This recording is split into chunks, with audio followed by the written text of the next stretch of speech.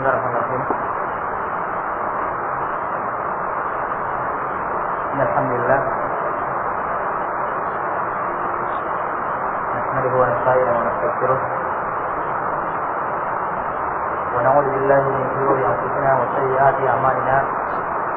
Man yahdihillahu fala mudilla lahu wa man yudlil fala hadiya lahu.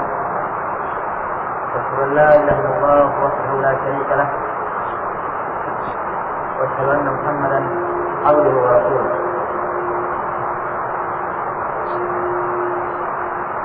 أما بعد فإن أصدق الحديث كتاب الله وخير الهدي هدي محمد صلى الله عليه وسلم وشر الأمور محدثاتها وكل محدثة بدعة وكل بدعة ضلالة وكل ضلالة في النار ثم أما بعد.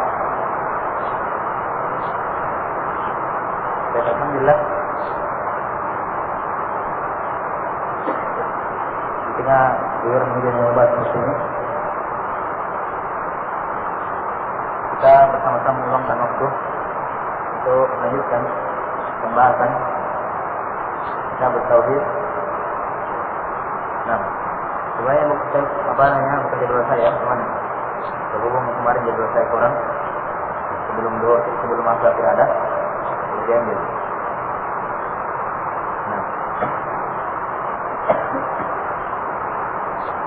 berhubung juga yang ini sekarang jadwal Arba'in Nawawiyah itu tidak berhalangan juga. Nah, jadi dapat kita pakai. Oke. Baik.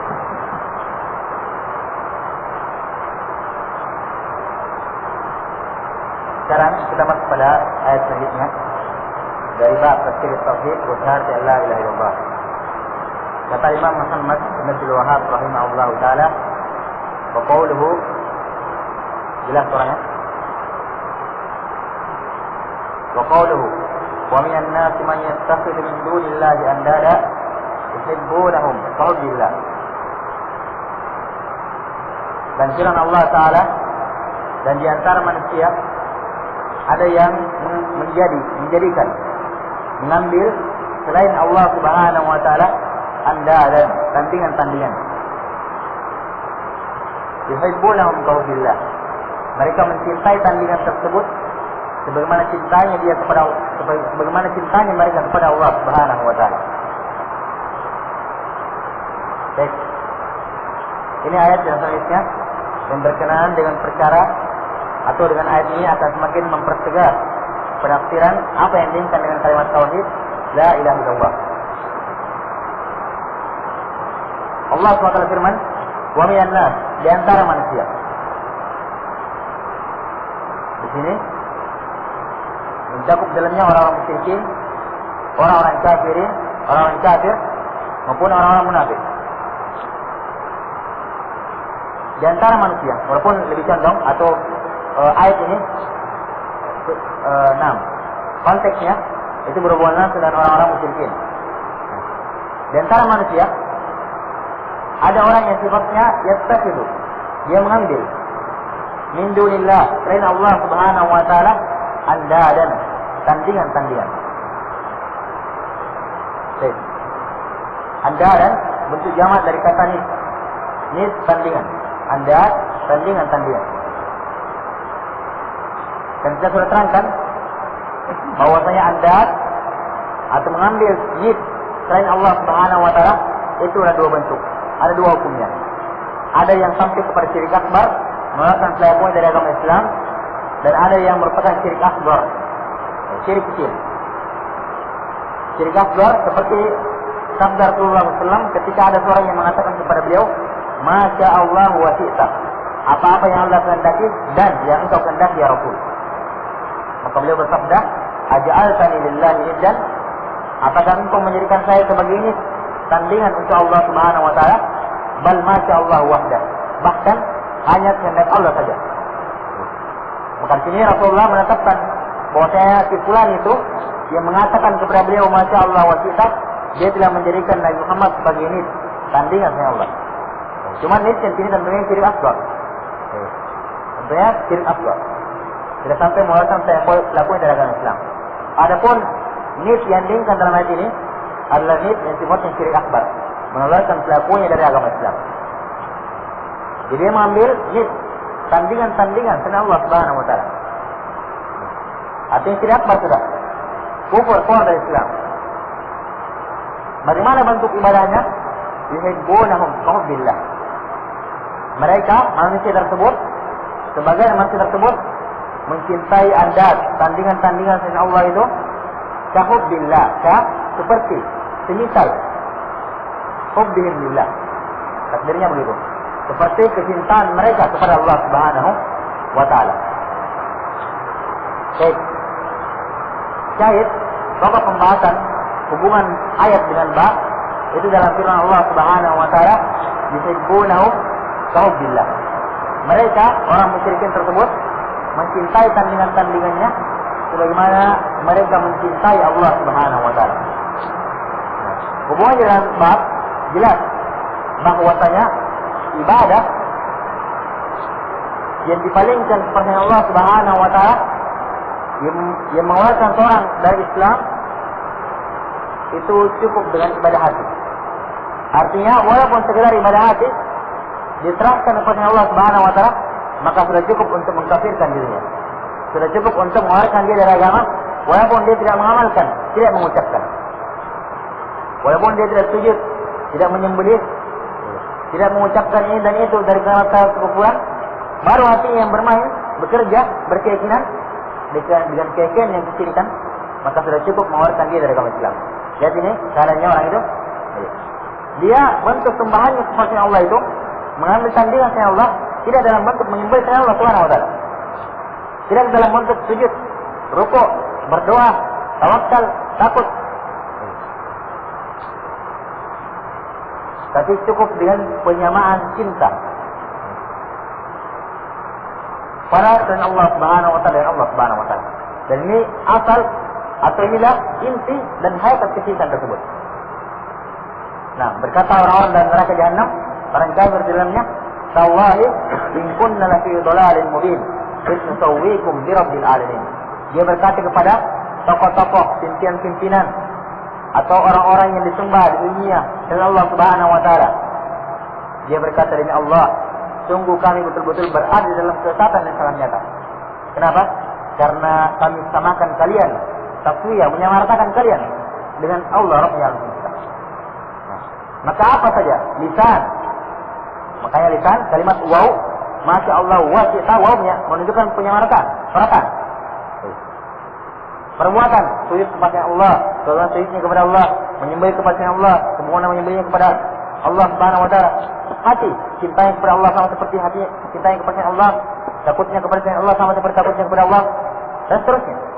Apa saja dalam bentuk penyamarataan dengan Allah Subhanahu wa taala, maka itu sudah dihukumi kesyirikan. Sampai dalam masalah keyakinan hati semata. Makanya hati bukan perkara yang bukan perkara yang bisa diremehkan. Dan sekali lagi, kapan kecintaan seorang kepada Allah, siapapun dia, tidak mesti kumpulan, tidak mesti wali, tidak mesti orang sudah meninggal, tidak mesti nabi, siapapun dia, manusia yang masih hidup, makhluk Allah Subhanahu wa taala, kalau dicintai seperti cintanya kepada Allah Subhanahu wa taala, maka syirik akbar, mengeluarkan takwa dari agama Islam. Walaupun dia belum berkata dengannya, belum berbuat membuktikan kecintanya tersebut, sudah kufur. Kenapa? Mahabbah ibarat tersendiri. Nah, ini juga menunjukkan bahwasanya mahabbah, kecintaan itu merupakan keimanan dan merupakan sebesar-besar ibadah.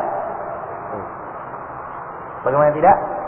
Tiada satu perkara yang bisa mendorong hamba untuk berbuat kebaikan, berbuat ketaatan kepada Allah Subhanahu wa taala kecuali dorongan ibadah.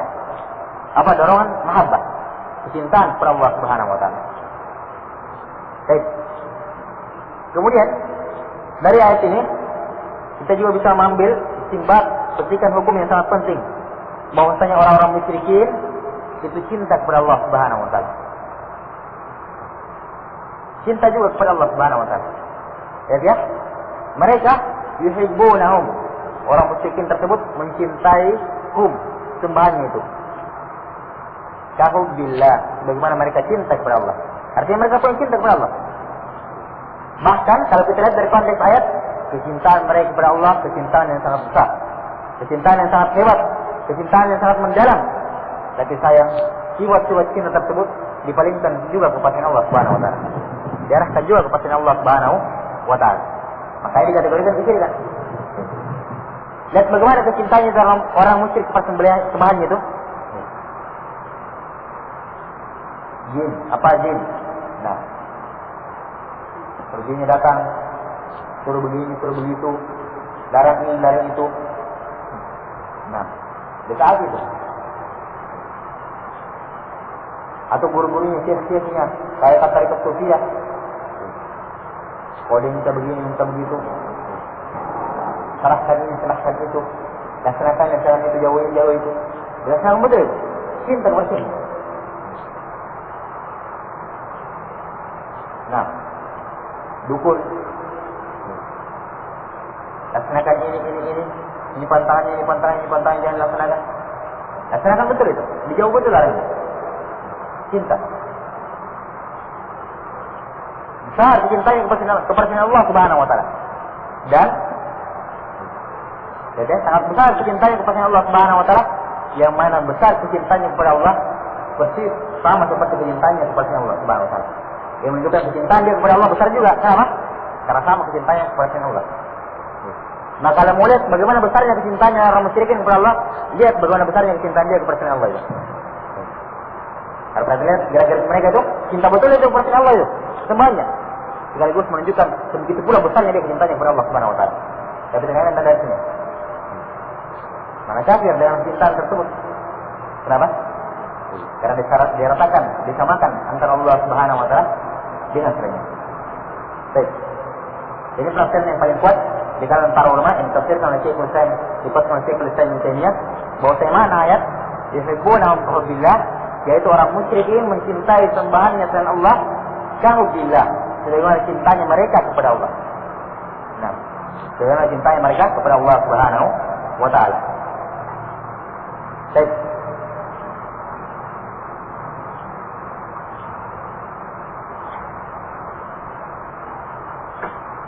Nah, ini ayat yang terakhir yang boleh bawakan dalam bab ini. Jadi lihat sekali hubungannya bahwasanya ibadah tersebut kapan diserahkan kepada Allah Subhanahu wa taala terhadap menafikan tauhid, menghapuskan dari asalnya. Sampai ibadah tersebut atau walaupun ibadah tersebut adalah ibadah qalbiyah, ibadah hati saja. Walaupun belum diucapkan, walaupun belum diamalkan, maka sudah cukup mengulas rangkaian kode dari Islam. Maka hati-hati mencintai. Nah, hati-hati mengarahkan cintaan kepada Allah Subhanahu wa taala. Akan dibahas tersendiri nanti dalam bab tersendiri oleh beliau tentang bab mahabbah. Cuma ini merupakan tambih.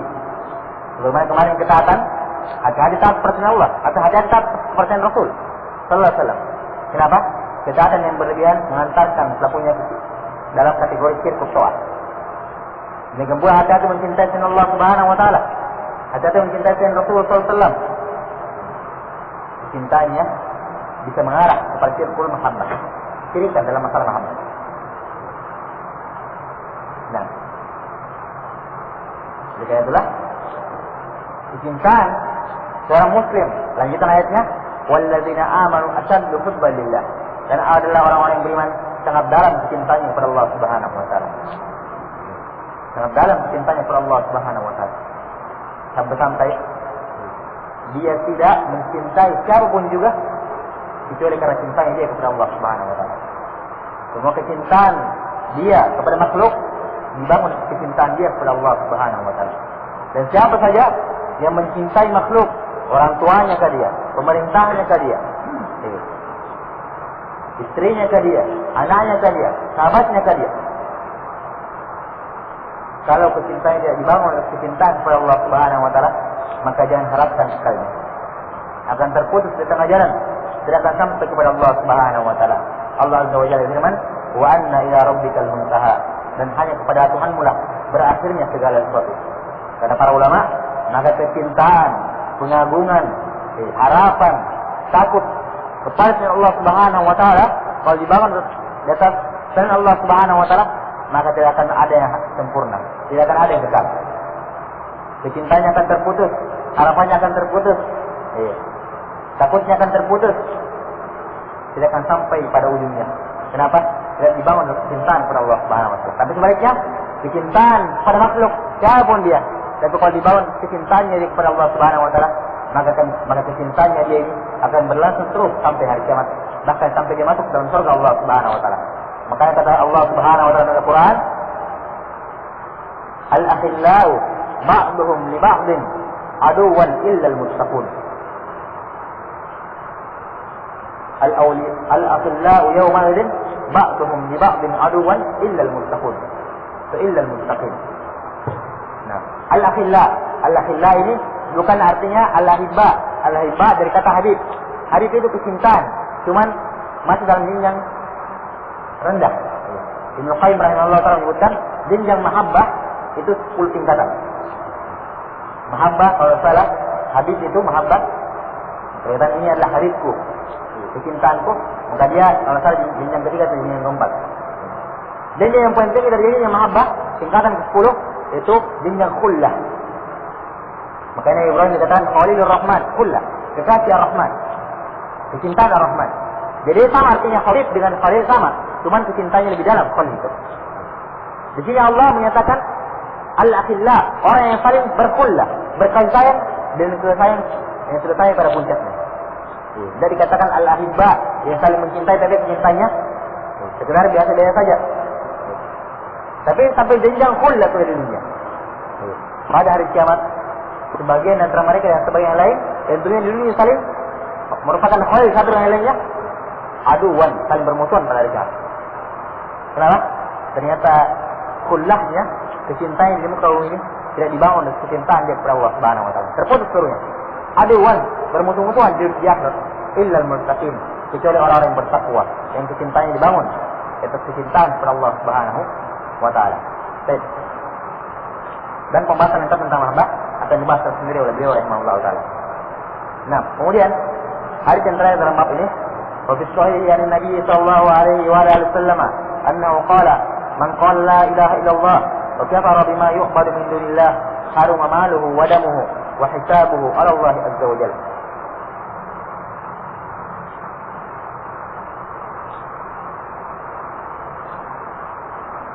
Baik.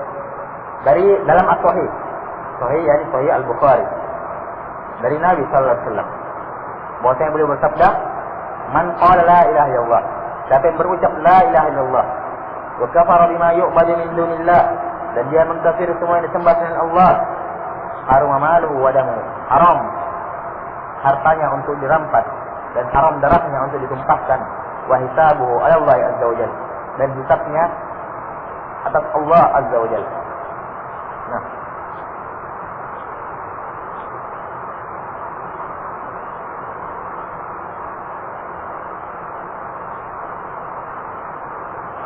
baik. Di sini beliau membawakan hadis untuk semakin mempertegas ayat atau mempertegas, menguatkan ayat yang kedua kemarin, kedua atau ketiga, tentang kisah Nabi Ibrahim yang berkata beliau berlepas diri dari sembahan orang-orang, sembahan kaumnya tersebut. Beliau mempertegas bahwasanya tauhid la ilaha illallah laisa bimujarradil qaul, bukan sekedar ucapan. Ya, man qala la ilaha illallah, siapa yang mengucapkan la ilaha illallah, apakah sampai situ? Ada lanjutannya, wa kafara bima yu'badu min dunillah, mengkafiri semua yang disembah selain Allah Subhanahu wa taala. Baru haram harta dan darahnya. Kalau sekedar ucapkan la ilaha illallah, dari belum mengkafiri, belum mengingkari semua sembahan selain Allah, maka masih halal hartanya, masih halal darahnya. Artinya belum muslim. Dan sini kita lihat ini bantahan terhadap orang-orang Murji'ah yang mengatakan bahwa iman itu sekedar ucapan. Orang-orang yang karomiyah, iman sekedar ucapan. Lihat ini, Rasulullah SAW tidak mencukupkan ucapan la ilaha illallah, tidak harus dibarengi dengan kafara bima yu'badu min dunillah, mengkafiri semua disembah oleh Allah. Bagaimana cara bentuk mengkafiri itu? Mengingkari pertama dalam hati, yang kedua dalam tubuh kalau dia sanggup. Artinya iman itu harus ada keyakinan, harus ada amalan. Jadi cukup dengan sekedar ucapan. Dan dari sini juga kita bisa melihat atau bisa memahami hadis-hadis yang datang sifatnya mutlak, yang sifatnya datang secara mutlak. Misalnya hadis, siapa yang mengucapkan la ilaha illallah dari hidupnya masuk surga. Jangan dipahami, oh pokoknya begitu. Oh, ucapkan la ilaha illallah pasti selamat. Atau hadis, akan keluar dari neraka orang yang pernah mengucapkan la ilaha illallah. Oh pokoknya pernah mengucapkan la ilaha illallah. Biarpun tidak begini, biarpun meninggalkan ini, meninggalkan itu. Jadi pahami mutlak. Ada kait dalam artinya, yaitu harus dia mengucapkan la ilaha illallah dan sebaliknya mengkafiri. Semua itu bahasa Allah Subhanahu wa taala. Baik.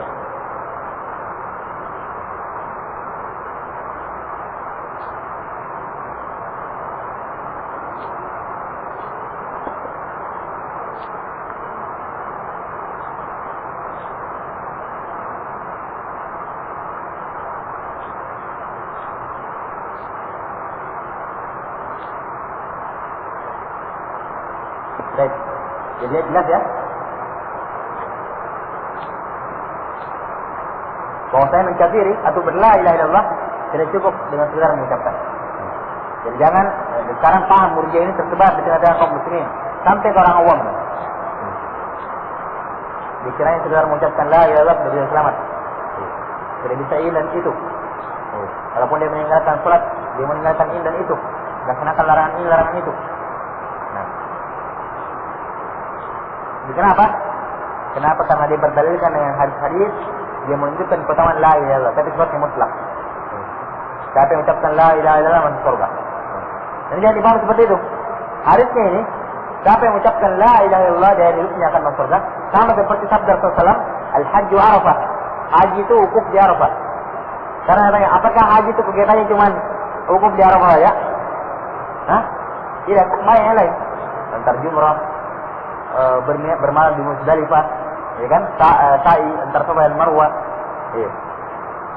Ihram, menggundul, banyak kegiatan-kegiatan haji. Tapi kenapa dikatakan Rasulullah haji itu Arafah? Karena dia ini Arafah yang paling penting, yang paling penting. Jadi maksudnya Rasulullah haji itu terangkap syah dengan Arafah dan penyempurna lainnya dan syarat-syarat lainnya, rukun-rukun lainnya. Demikian pula ayat ini, hari ini. Siapa yang mengucapkan la ilaha illallah dan rukun-rukunnya lainnya, syarat-syarat lainnya, baru masuk surga. Ya, kenapa diutuskan Rasulullah mengatakan la ilaha illallah saja? Karena ini paling pentingnya. Ya, karena ini paling penting. Akan keluar dari neraka orang yang pernah mengucapkan la ilaha illallah. Maksudnya orang yang mengucapkan la ilaha illallah dan ada penyempurnanya. Dia meninggalkan lawannya tentunya. Karena tidak mungkin seorang melaksanakan hal perkara dan bersamaan dengan itu dia melaksanakan lawan dari perkara tersebut. Nah, seharusnya kalau dia ucapkan la ilaha illallah, caranya apa? Dia harus tinggalkan sama perbuatan-perbuatan yang menggagalkan atau menghapuskan apa yang telah diucapkan tersebut. Adapun hadis-hadis yang zahirnya ada orang masuk surga gara-gara la ilaha illallah saja, ini dibawa kepada pengertian lain. Misalnya hadis bitaqah, ya. Hadis bitaqah bagaimana kisahnya? Dia punya 99 golongan dosa, ya. Dan satu golongan sejauh mata memandang. Semuanya berisi catatan dosa sebanyak 99. Di sebelah kiri. Dinaikkan satu kartu kecil bertuliskan la ilaha illallah Muhammad Rasulullah di timbangan yang kanan. Tiba-tiba lebih berat. Kartu kecil ini menerbangkan semua dosa-dosanya sehingga dia masuk surga. Dari amalan dia cuma apa? La ilaha illallah Muhammad Rasulullah. Muhammad Rasulullah zahirnya. Nah, cuma kata para ulama ini dibawa kepada pengertian orang-orang yang ucapkan la ilaha illallah Muhammad Rasulullah dan belum sempat beramal. Nah ini, cara orang ini amalnya apa? Tidak ada sholat. Cuma la ilaha illallah Muhammad Rasulullah. Dia belum sholat ini. Dan puasa dan ini. Bersamaan dengan itu, dosanya banyak sekali. Dengan surga. Berpatuan dengan apa? Dengan la ilaha illallah saja. Nah, makanya kata para ulama dibawa kepada pengertian yaitu orang-orang yang meninggal dalam keadaan sudah mengucapkan la ilaha illallah dan belum sempat beramal.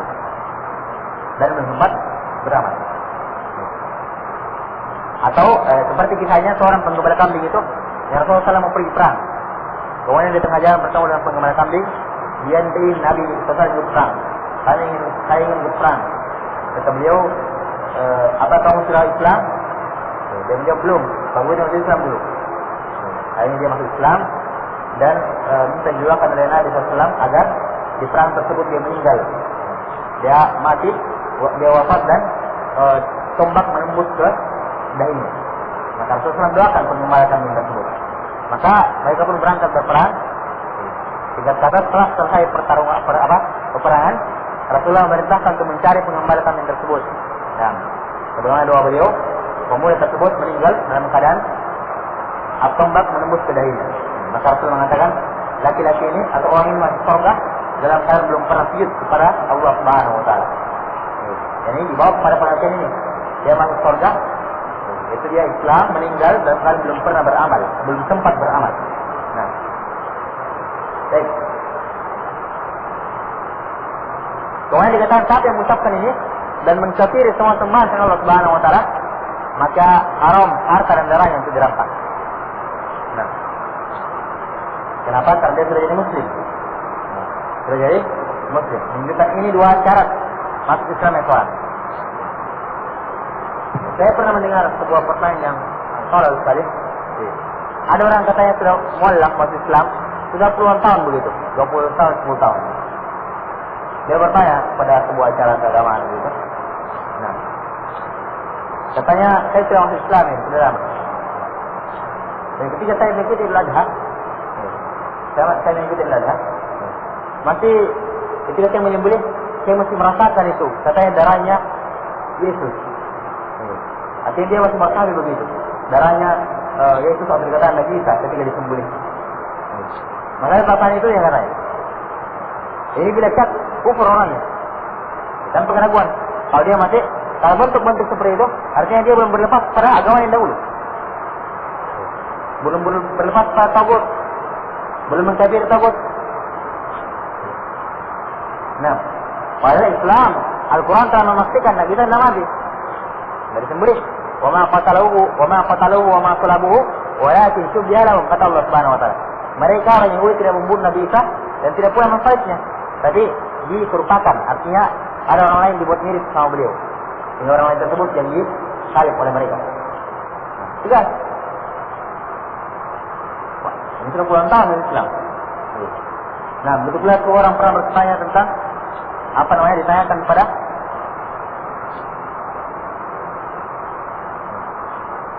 katanya saya baru masuk Islam. Setelah masuk Islam, saya melihat kerjanya orang Islam di kuburan. Datang ke kuburan. Dan saya menganggap ini tidak jauh beda dengan agama saya yang dahulu, Nasrani. Nah, ini sekali lagi menunjukkan bahwasanya harus meninggalkan sembahan dan Allah Subhanahu Wa Taala dan mengkufur seluruhnya. Baru kata sempurna. Makanya orang yang masuk Islam, kita dakwai dia untuk mengucapkan la ilaha illallah, kemudian harus mengkafiri agamanya yang dahulu, meninggalkan agama yang dahulu, keyakinannya yang dahulu, ucapannya yang dahulu, amalnya yang terdahulu. Dan bukan juga disuruh keluar dari agamanya terus masuk Islam dan mengikuti seperti kebanyakan orang Muslim sekarang. Tidak. Ayo masuk Islam, tinggalkan penyembahan kepada Nabi Isa, pindah kepada penyembahan kepada kuburan. Sama saja. Kita dakwah mereka berla ilaha illallah dan menyuruh mereka masuk Islam dengan Islam yang kafah, Islam yang sebenarnya. Bukan untuk mengikuti kebanyakan kaum muslimin. Karena Islam tidak dihukumi dengan pengikutnya. Justru pengikutlah yang dihukumi dengan Islam itu sendiri. Nah, ini bab terakhir dari bab penjelasan bab penjelasan global tentang tauhid. Setelah itu bab selanjutnya beliau sudah masuk merinci bentuk-bentuk tauhid dan bentuk-bentuk kesyirikan yang beliau mulai dengan bentuk menggantung namimah, menggantung jimat-jimat dan semisal lainnya. Allah Taala.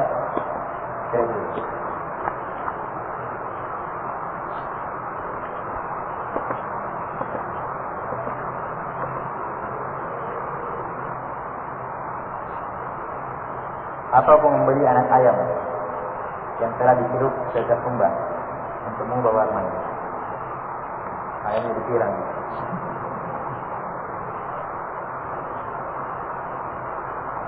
Bagaimana dengan orang munafik? Apakah terjaga harta dan darahnya?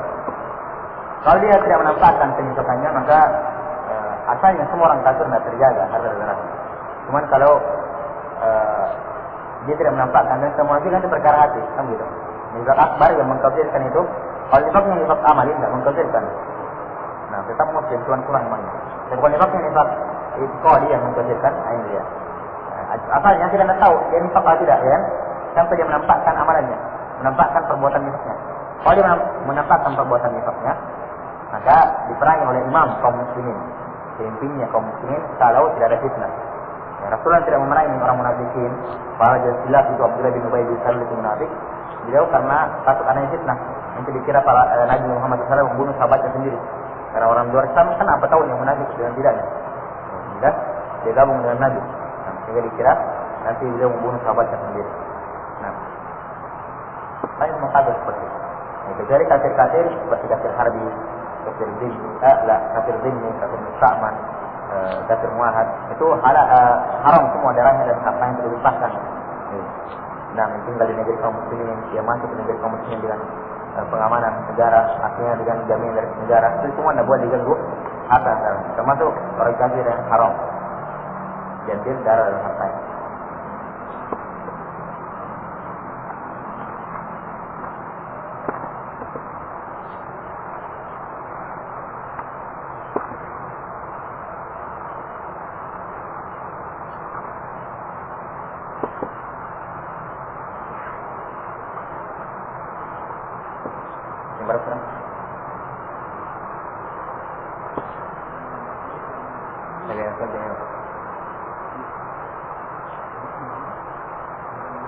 Apa hukum mengambil,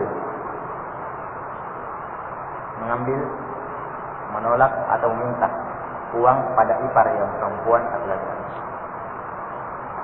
Tidak masalah, yang penting cara yang syar'i. Mengambil, menolak atau minta, tidak masalah. Yang penting cara yang syar'i. Nah, yang pun juga bukan mahram. Bukan mahram. Saya pernah dengar dari orang, katanya jin itu punya dunia sendiri, katanya punya kota sendiri. Benar atau tidak? Jin itu juga punya alam sendiri namanya. Innahu yarakum huwa wa qabiluhu min haitsu la tarawnahum. Dia dan pengikutnya, jin tersebut maksudnya, dia jin tersebut dan para pengikutnya melihat kalian dari arah yang kalian tidak melihat mereka. Isbat menunjukkan mereka punya alam sendiri. Kita tidak melihat mereka dari mereka melihat kita.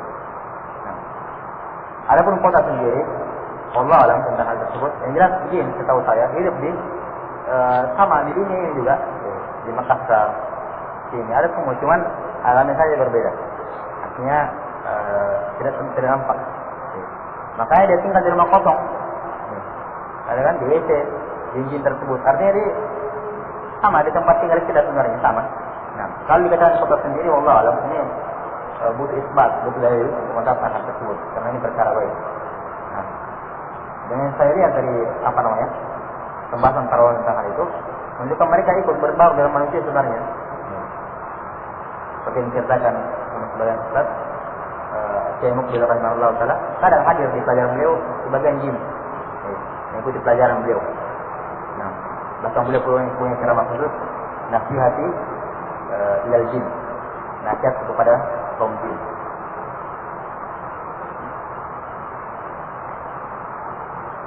Batas waktu sholat isya yang akhir.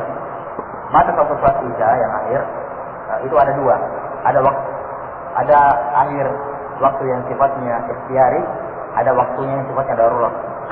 Yang ikhtiari artinya akhir pelaksanaan isya bagi orang yang tidak punya udzur. Ini waktu ikhtiari. Yang kalau dilaksanakan lewat ikhtiari, lewat dari waktu ikhtiari pada tidak punya udzur, maka dia berdosa. Tapi sholatnya tetap sah. Adapun waktu darurat lewat dari waktu ikhtiari ini diperuntukkan untuk orang-orang yang punya udzur. Kalau waktu ikhtiar itu sampai pertengahan malam. Jadi kalau misalnya maghrib jam 6, subuh jam 5, ya bagi dua sekitar jam 9. Sekitar jam 9. Nah, itu pertengahan malam. Hadisnya waktu sholat isya ikhtiari. Adapun sampai kalau waktu daruratnya sampai subuh, azan yang kedua. Nah, kalau dia punya udzur, misalnya dia suci dari haid pada jam 3 malam, maka di sini dia punya udzur. Kenapa melambatkan waktu sholat isya? Karena dia haid sebelumnya. maka ini wajib bagi dia untuk sholat isya. Atau dia baru sembuh dari gilanya jam 4, masih kita sholat isya di situ. Bahkan kata sebagian para ulama dengan maghrib, karena maghrib juga saya masih punya waktu di situ bisa dikodok. Jadi orang yang haid tadi maghrib dan isya, karena masih isya, maghrib dan isya bisa jamak takhir. Nah, itu pendapat Syekh Muqbil rahimahullah taala dan lain-lainnya.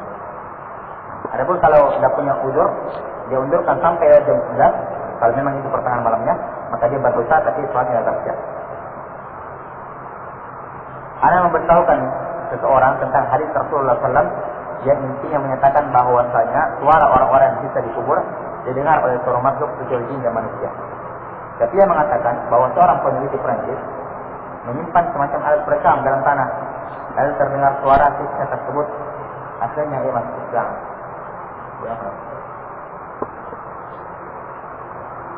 Hadis Rasulullah SAW lebih pantas untuk dipercayai. Nah, hadis Rasulullah SAW menegaskan segala sesuatu tanpa kecuali jin dan manusia. Nah, itu perbuatan keyakinan jin, perbuatan dari jin. Kalaupun memang terjadi, betul terjadi, misalnya, ya, karena banyak katakan kisah nyata tapi ternyata rekaan juga. Kisah nyata diangkat dari majalah Hidayah. Kisah nyata tapi tidak masuk akal sebenarnya seperti itu. Nah, Allahul Musta'an. Kalau pun nyata, maka bantu-bantu istidraj penipuan dari syaitan. Biar masuk Islam, yang penting kayaknya hancur. Nah, sama bu. Biar yang penting dia making begini-begini, dapat masuk Islam. Ini lebih senang gitu. Ya, istidraj. Karena kalau sudah kafir, kayaknya sudah rusak, tidak ada itu gunanya Islamnya. Ya, dari gunanya Islamnya.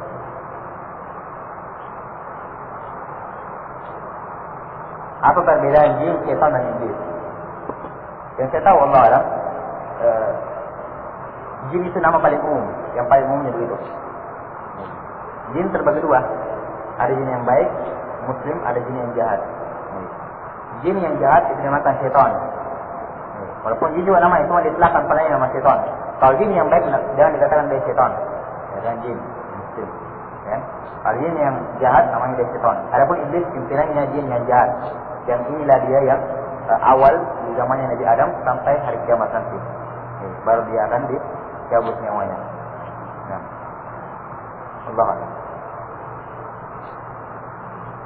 Apa hukum membunuh ular yang masuk ke rumah? Baik. Lihat di keadaan rumahnya. Karena rumah itu tempat-tempatnya rawan dengan tempat ular potensi, di pinggir rawa. Lagi musim banjir yang sering ular masuk ke rumahnya, maka tidak apa-apa dia bunuh langsung, kalau yang dia mengganggu. Dan harus dibunuh. Tapi kalau rumahnya itu tempat-tempat yang biasanya tidak ada ular gitu, kota pertengahan kota misalnya, tidak ada kemungkinan lah ular gitu, tiba-tiba ada ular dalam, maka sini jangan langsung dibunuh. Jangan langsung dibunuh, tapi dia ada dua bacaan di kalangan para ulama hadis. Ada yang membaca yu'adzan, ada yu'adzin. Kalau yu'adzan artinya dia adan. Dia adan 3 kali. Kalau dia belum pergi baru dibunuh. Ada yang bacaan yu'adzan, itu dikasih izin, artinya kita bilang sama dia, kalau kamu sudah pergi saya bunuh. Sebanyak 3 kali. Kalau dia belum pergi juga dikatakan lagi, kalau kamu tidak pergi saya bunuh. Selama 3 kali dia sudah pergi baru dibunuh. Nah, misalnya dari hadis Abu Sa'id Al-Khudri tentang seorang laki-laki sahabat Rasulullah baru pulang dari perang. Sampai di depan rumah, dia lihat istrinya di depan rumah. Sudah dia mulai melemparkan tombaknya ke istrinya. Saking cemburunya dia kepada istrinya. Nah, dan demikianlah sikap para muslim memiliki sifat ghirah yang besar kepada keluarganya. Nah, melihat istrinya keluar di luar rumah, mungkin pikiran-pikiran yang seperti itu. Jadi bukan pikiran yang jelek, tapi bentuk ghirah. Maka kata istrinya, sabar dulu. Jangan kamu lemparkan tombaknya. Lihat dulu apa yang dalam rumah, apa yang membuat saya keluar. Nah, menunjukkan bahwasanya asalnya para sahabat, kalau suami mereka keluar, mereka luzum dalam rumah. Kecuali perkara-perkara ada hadis yang mengharuskan mereka keluar. Nah, maka ketika sahabat itu masuk, dia melihat ada ular besar yang melilit di tempat tidurnya. Nah, maka langsung dilemparkan tombaknya, diserang ular tersebut. Dan ular tersebut juga berbalik menyerang dia, dan tiba-tiba dia mati dua-dua, keduanya meninggal. Dia mati dan tidak tahu yang mana duluan terbunuh. Kata Abu Sa'id menceritakan bahwa ini dulu rumahnya laki-laki itu. Kata beliau, makanya kalau ada ular di rumah kalian, maka itu bacanya diadzankan 3 kali atau diizinkan 3 kali. Kalau dia tidak mau pergi baru dibunuh. Nah, seperti itu. Dan bacaan yang kuat kayaknya itu diadzan, artinya diizinkan, disuruh pergi, bukan diadzankan betul. Tapi disuruh pergi. Kalau tidak mau, baru dibunuh. Apa ada larangan membuang air panas dari tempat atas? Iya, kalau di bawahnya ada orang tinggal, larang. Nanti orang kena. Tapi kalau secara khusus, wallahu alam, saya belum pernah mendapatkan ini. Mungkin pernah mendengar satu hadis.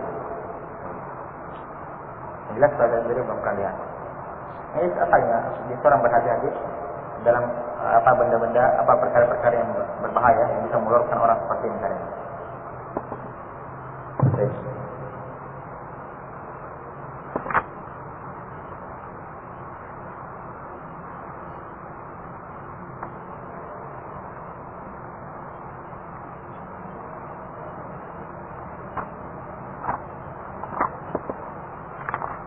Nah, sekarang katakan macam mana? Cuman teksnya lebih mudah. Waktunya untuk bekan kerja. Dan saya sebenarnya cuma mau lihat dan kapan catatan. Dan dari catatan soal ini akan dilihat catatan yang lain kalau tidak. Jadi kerjanya bisa lihat suku, salah. Lihat suku. 1 pekan waktunya. Tapi jangan melihat ke temannya dan jangan pinjam catatannya temannya. Baik. Nah, sebentar lagi. Jangan lagi. Sudah siap? Baik. Sedikit dulu. Pertanyaan pendek-pendek. Jawaban yang penting.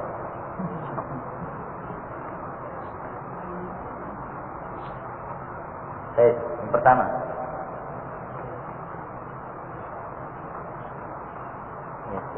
Sebutkan pengertian tauhid dan tahqiq tauhid. Pengertian tauhid dan tahqiq, pengertian tahqiq tauhid. Yang tahqiq tauhid itu dijabarkan ya. Apa yang dengan tahqiq tauhid? Lihat semuanya saya sudah terangkan. Yang kedua,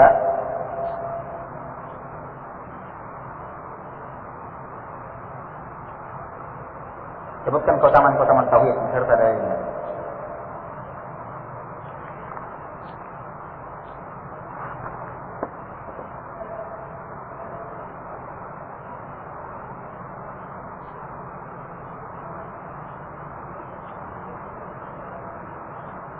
Yang ketiga,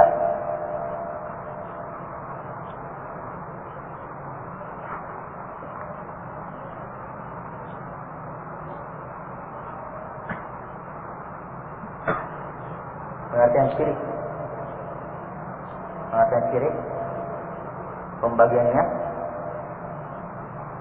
dan perbedaan antara keduanya. Ini perbedaan antara pembagian syirik tersebut.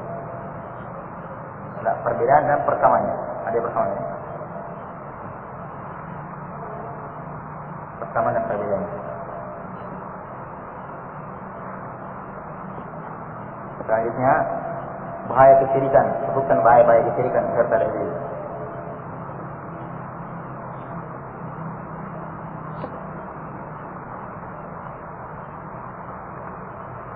Jelaskan tentang hukum seputar ruqyah dan berobat. Seputar minta diruqyah dan berobat. Hukum seputar minta diruqyah dan berobat.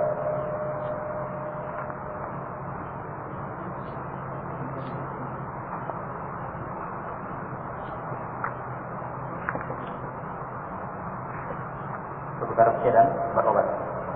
Hukum berobat. Baik, kemudian berapa nomor sudah? 5. Bukan 10 faedah yang bisa diambil dari hadis Sahal bin Sa'ad As-Sa'idi. Hadis tentang ada ujian roh yang tabadan. Dalam bab 2 itu adalah syarat la ilaha illallah. Hadisnya Ali bin Abi Thalib memberikan bendera. Kita sudah paparkan berapa puluh begitu. Sebutkan 10 di antaranya.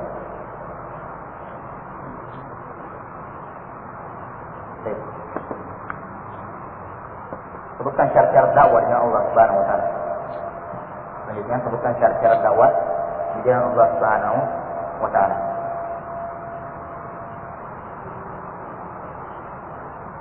Kemudian terakhir berapa nomor? Nomor 8 sekarang.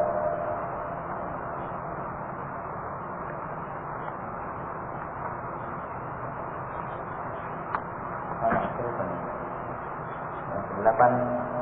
Terangkan mana la ilaha illallah. Mana la ilaha illallah. Kenapa bisa biar tinggal 50? Ya terangkan mananya. 8. Baik. 8 ya? 8 nomor. Atau banjirkan aja. Terangkan tafsir firman Allah Ta'ala dalam surah Az-Zukhruf ayat 26 sampai 28. Terangkan tafsir firman Allah Ta'ala dalam surah Az-Zukhruf ayat 26 sampai 28. Wa qala Ibrahim wa abihi wa qaumihi an ibaru mimma taqulun. Ayat yang kedua dalam bab tafsir tauhid.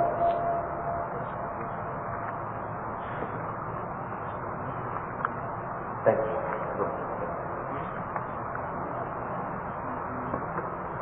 26 sampai 28. Surah Az-Zukhruf.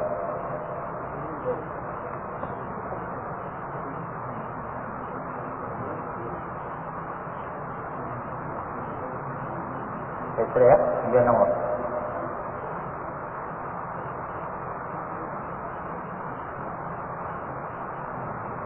Ini begitu ya. Saya lihat saran. Bagi yang punya kaset syukur dengar-dengar. 6. Tapi yang punya kasetnya orang, yang punya jatahnya orang. Nggak boleh fotokopi. Biar ketahuan siapa yang tidak jatahnya dan ada rekamannya juga. Nah, saya dulu. Ada yang melanggar?